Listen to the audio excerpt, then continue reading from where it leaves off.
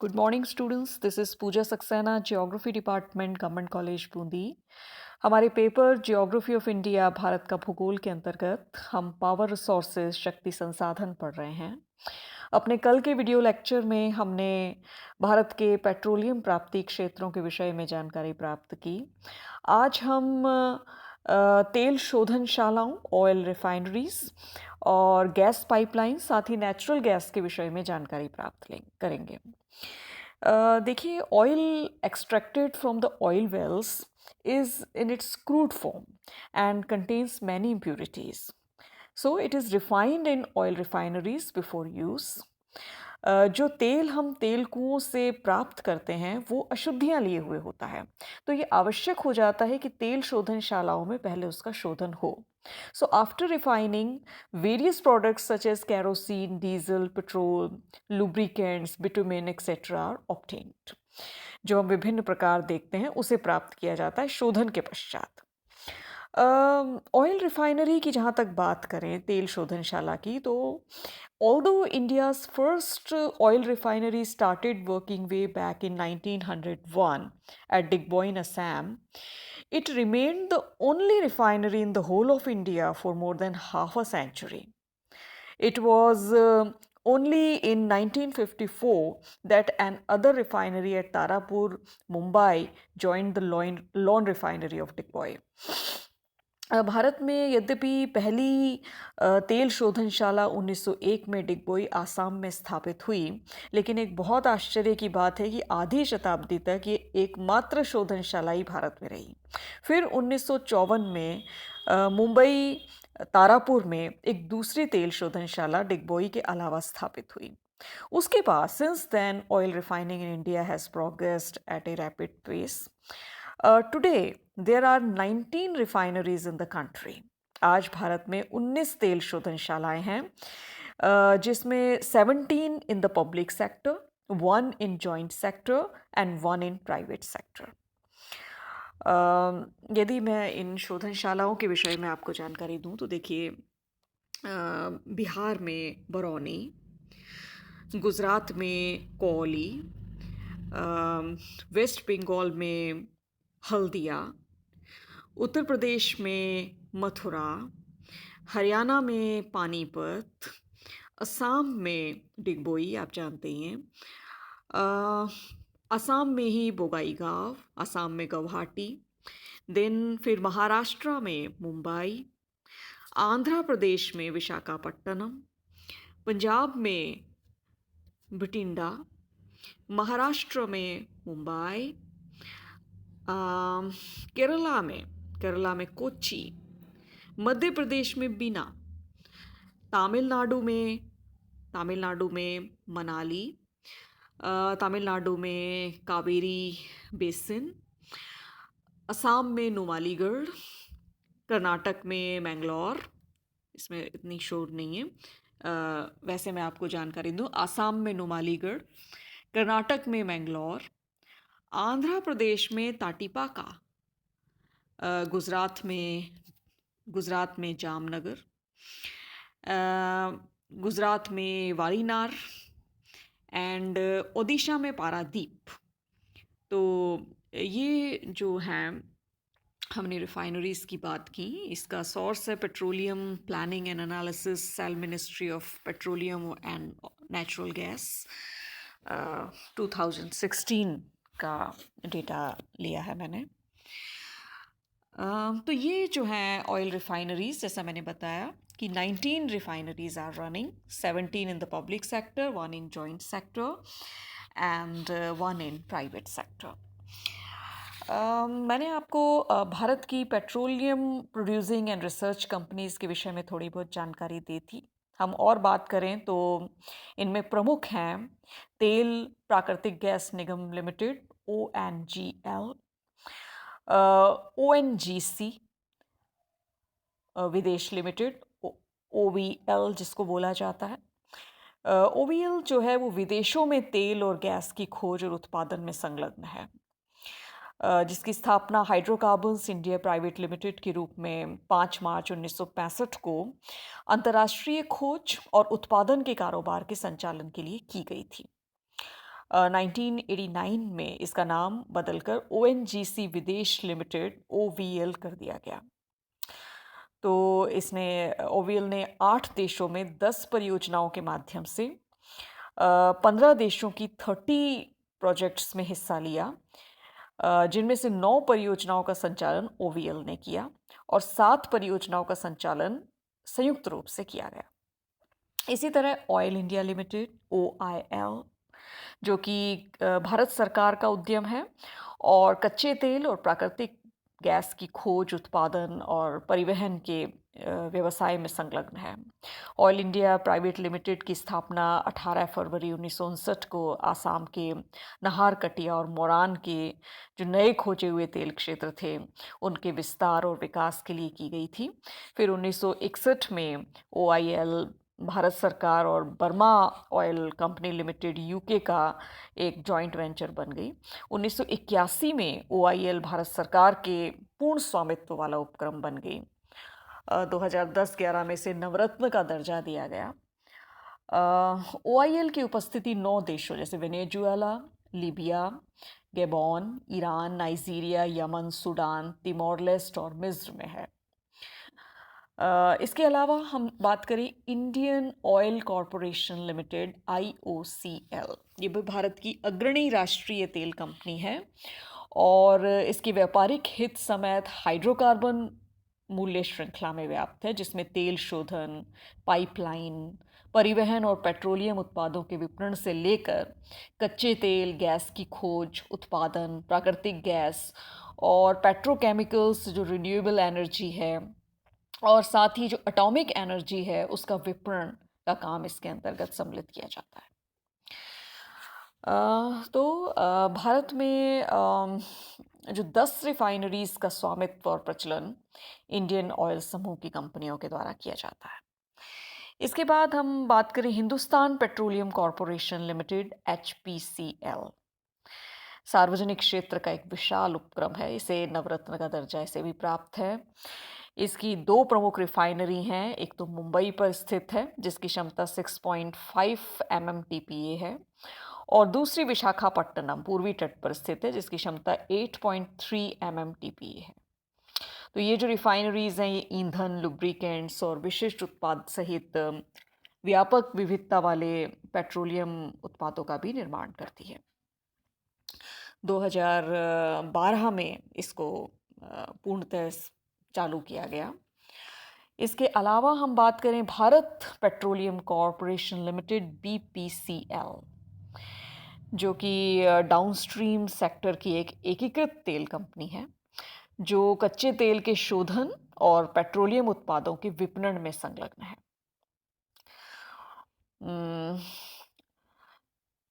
तो ये जो कॉरपोरेशन है ये गुणवत्ता, वातावरण, स्वास्थ्य और सुरक्षा के प्रति भी प्रतिबद्धता प्रदर्शित करती है और विभिन्न प्रलेखन प्रणालियों में भी अपना एकीकृत रवैया अपनाती है। इसके बाद हमने विभिन्न प्रमुख तेल कंपनियों की बात की, इसके बाद हम तेल पाइपलाइंस की बात करते हैं। देखिए, pipelines are most convenient, efficient, and economical mode of transporting liquids like petroleum, petroleum products, natural gas, water, milk, etc. Even solids can also be transported through pipelines after converting them into slurry. जो pipelines हैं वो एक अच्छा माध्यम है, उपयुक्त है, पर्याप्त है लिक्विड्स के ट्रांसपोर्ट के लिए। Transportation by pipelines is a new development in India. Pipelines have relieved the increasing pressure on the existing surface transport system, railways and roadways. The country had a network of about 5,035 kilometer long pipelines in 1980, which has increased to over 7,000 kilometers now. तो इसका बहुत से फ़ायदे होते हैं pipelines के, जैसे हम कहें कि इन्हें अंडर वाटर भी चलाया जा सकता है और इसमें जो ऊर्जा की खपत है वो बहुत कम होती है। इसे बहुत कम प्रबंधन की ज़रूरत होती है, लिटिल मेंटेनेंस चाहिए होता है और ये सेफ़ होती हैं, एक्सीडेंट फ्री होती हैं और एनवायरमेंटल फ्रेंडली होती हैं। और अगर मैं इनकी डिसएडवांटेज कहूँ, अगर इनका जो लाभ पक्ष नहीं है, उसकी बात करूँ, तो इनके फिक्स्ड पॉइंट्स होते हैं, वहीं से ये गुज़रती हैं और इनकी जो क्षमता है, वो बढ़ाई नहीं जा सकती। अच्छा, जो सिक्योरिटी अरेंजमेंट्स हैं, उनको अपनाना बहुत मुश्किल हो जाता है और जो अंडरग्राउंड पाइपलाइंस होती हैं, उनको ईज़िली रिपेयर नहीं कर सकते और कई बार जो लीकेज है, वो बहुत बड़ी समस्या बन जाती है। हम कुछ महत्वपूर्ण पाइपलाइंस की बात करें, भारत की कुछ महत्वपूर्ण पाइपलाइंस। इसमें हम देखते हैं नंबर 1 नाहरकटिया नूनमती बरौनी पाइपलाइन। देखिए ये वाली, this was the first pipeline constructed in India to bring crude oil from Naharkatia oil field to Nunmati, and it was later extended to transport crude oil to refinery at Barauni in Bihar. Naharkatia से नूनमती तक कच्चे तेल को लाने के लिए ये बहुत पहली जो है पाइपलाइन स्थापित हुई। It is now extended to Kanpur in UP. Uttar Pradesh में कानपुर तक अब इसको विस्तृत कर दिया गया है। इसे 1962 में ऑपरेट किया गया था और 1966 में बरौनी और बरौनी टू कानपुर एंड हल्दिया तक इसको कंप्लीट किया गया। यहाँ पर कई महत्वपूर्ण पंपिंग स्टेशंस भी हैं, जैसे Noonmati Siliguri pipeline, then Lakwa Rudra Sagar Barauni pipeline, then Barauni Haldia pipeline, then Barauni Kanpur pipeline, Noonmati Bongaigaon section, Haldia Rajbandh Mourigram pipeline इसके अंतर्गत सम्मिलित है। दूसरी हम बात करते हैं मुंबई हाई, मुंबई अकलेश्वर और कोयौली पाइपलाइन। ये जो है ये कनेक्ट करती है मुंबई हाई और गुजरात की ऑयल रिफाइनरी को कोयली तक। ये 210 किलोमीटर लंबी डबल पाइपलाइन है। ये कच्चे तेल और नेचुरल गैस के ट्रांसपोर्टेशन की सुविधा प्रदान करती है। इसका काम 1965 में पूर्ण हो गया था। इसके बाद हम बात करें सलाया कोयली और मथुरा पाइपलाइन।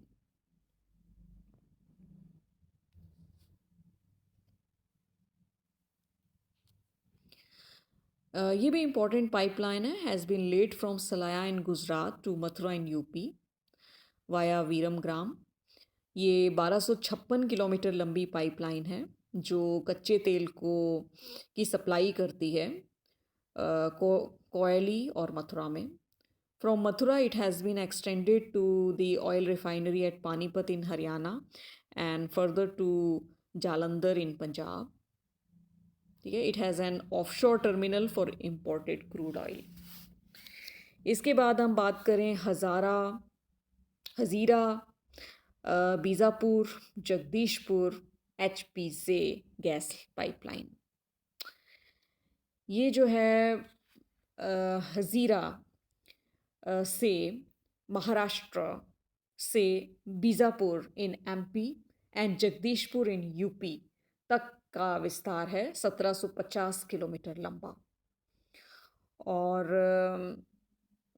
ये 3 पावर हाउसेस कवास गुजरात, अंता राजस्थान, औरैया UP और 6 फर्टिलाइजर प्लांट्स बीजापुर, सवाई माधोपुर, जगदीशपुर, शाहजहाँपुर, अनोला और बारबराला इन सबको भी कनेक्ट करती है।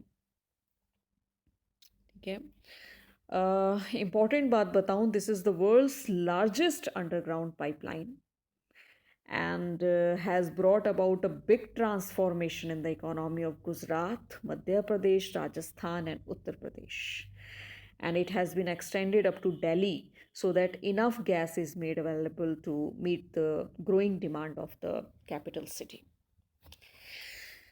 इसके बाद हम बात करें जामनगर लोनी LPG पाइपलाइन।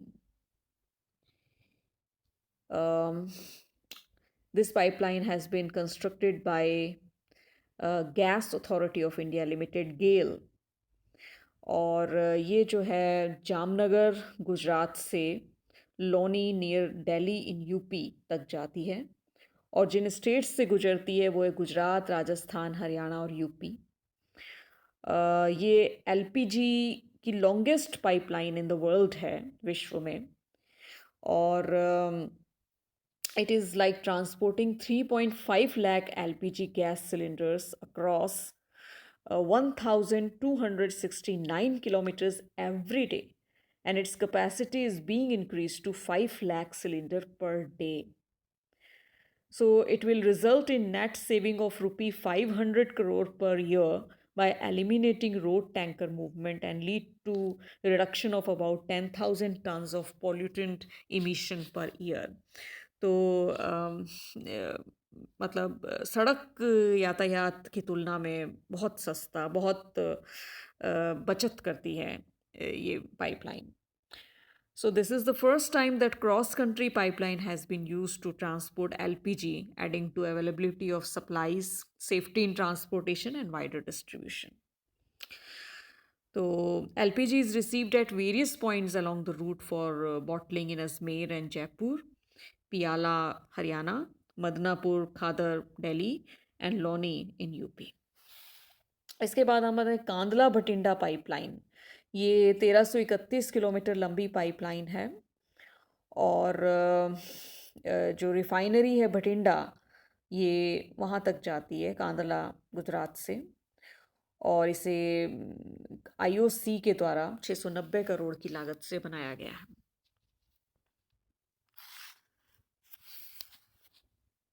ठीक है, तो ये जो है महत्वपूर्ण पाइपलाइंस को हमने डिस्कस किया.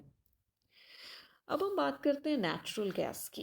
देखिए, नेचुरल गैस का भारत में उपयोग ऊर्जा उत्पादन में और नाइट्रोजन जो फर्टिलाइजर्स होते हैं उनको तैयार करने में होने लगा है. इसके उपयोग में बीते कुछ समय से अधिक वृद्धि हुई है. उसका कारण है कि कोयला और पेट्रोल की तुलना में इसका उत्पादन और वितरण आसान होता है, कम खर्चीला होता है. इसको संचय के लिए ज़्यादा स्थान की ज़रूरत नहीं होती है. ये ज्वलनशील है, गंध और कालिक रहित ईंधन है, और इसके उपयोग से सफाई बनी रहती है. तो घरों को गर्म करने, भोजन बनाने के लिए नेचुरल गैस को बहुत अच्छा ईंधन माना जाता है. राख और धूल की मात्रा नाम मात्र भी नहीं होती है.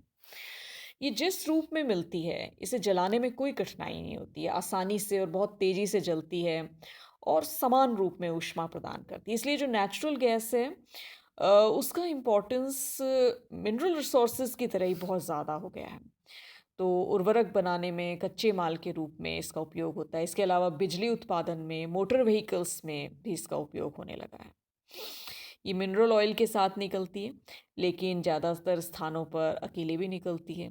भारत में 60% गैस खनिज तेल के साथ और लगभग 40% जो है वो स्वतंत्र रूप से निकलती है.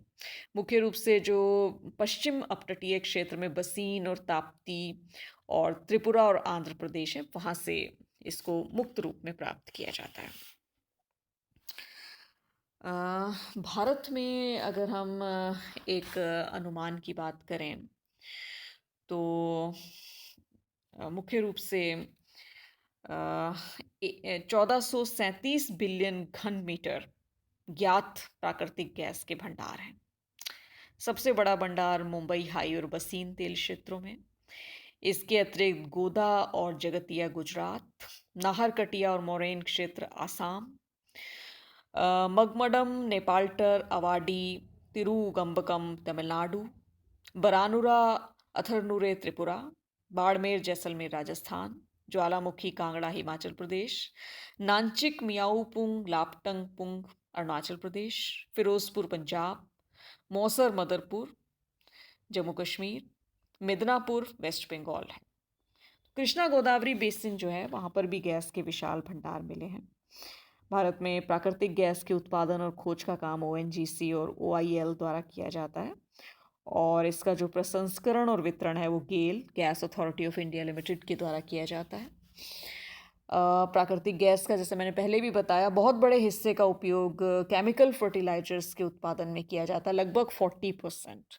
और 30% जो है बिजली उत्पादन में, और 10% जो है एलपीजी के उत्पादन में किया जाता है।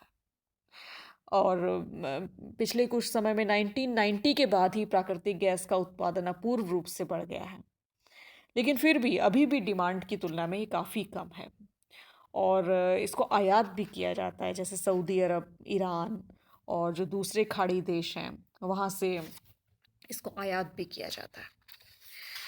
तो भारत में अगर हम प्रमुख गैस पाइपलाइंस की बात करें तो इनमें से मुख्य रूप से जो है 21 गैस पाइपलाइंस हैं, जिनमें हज़ीरा विजयपुर जगदीशपुर जीआरपी दहेज विजयपुर पाइपलाइन 4,222 किलोमीटर लंबी गेल इंडिया के द्वारा।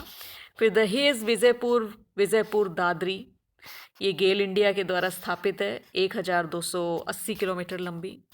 फिर उरण ट्राम्बे, ये ओएनजीसी स्वामित्व रखती है, इसका 24 किलोमीटर लंबी है। देन अगरतला क्षेत्रीय नेटवर्क गेल इंडिया 554 किलोमीटर लंबी। दिल्ली महाराजगंज गेल इंडिया 5.2 किलोमीटर लंबी। मुंबई क्षेत्रीय नेटवर्क गेल इंडिया 112 किलोमीटर लंबी। असम क्षेत्रीय नेटवर्क गेल इंडिया 8 किलोमीटर लंबी। केजी बेसिन नेटवर्क गेल इंडिया 878।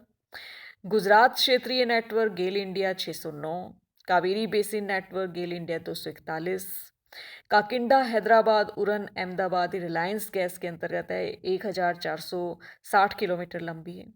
फिर GSPL high pressure Gujarat gas grid network, Gujarat state का स्वामित्व है इसका, 2100 किलोमीटर लंबी।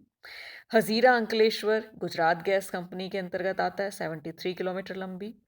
दादरी पानीपत आईओएल 132 किलोमीटर लंबी। फिर एजीसीएल असम क्षेत्रीय नेटवर्क, असम गैस कंपनी का स्वामित्व है इसका, 105 किलोमीटर लंबी। दादरी बवाना नांगल गेल इंडिया 886 किलोमीटर लंबी। चानीसा झज्जर हिसार गेल इंडिया 455 किलोमीटर लंबी। दादरी बेंगलुरु गेल इंडिया 1,414 किलोमीटर लंबी। तो इस तरह 14,987.6 किलोमीटर लंबाई में प्राकृतिक गैस पाइपलाइंस जो है विस्तारित हैं भारत में। इसका जो सोर्स है वो www.petroleum.nic.in से प्राप्त किया है मैंने। तो हमने अपने पावर रिसोर्सेज के अंतर्गत पेट्रोलियम के प्राप्ति क्षेत्रों, major oil refineries, then gas pipelines और नेचुरल गैस के विषय में जानकारी प्राप्त की।